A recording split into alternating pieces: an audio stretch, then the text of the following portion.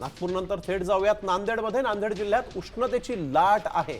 3 मे पर्यंत ही लाट कायम राहण्याचा अंदाज हवामान विभागाने वर्तवलेला आहे। जिल्ह्यामध्ये 42 अंश सेल्सिअस इतक्या तापमानाची नोंद झालेली असून जिल्हा प्रशासनाकडून नागरिकांना काळजी घेण्याचं आवाहन करण्यात आलेलं आहे।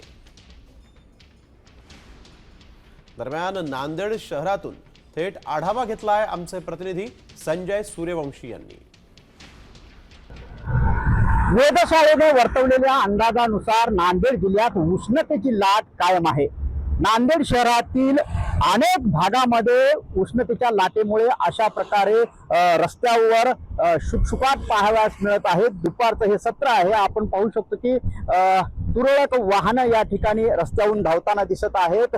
एकंदरीत पाहिलं तर मागील आठवड्याभरापासून उष्णतेची लाट कायम आहे। 41, 42 आणि काल तापमानात 43 अंश डिग्री सेल्सिअस पर्यंत नोंद झाली होती। आज तापमानात 42 अंश अशा तापमानाची नोंद झालेली आहे। एकंदरीत पाहिलं तर उष्णतेची लाट भयंकर आहे आणि प्रशासनाच्या वतीने दुपारच्या 11च्या नंतर 11 ते 4 या वेळेदरम्यान घराबाहेर पडू नये असं नागरिकांना आवाहन करण्यात आलेलं आहे।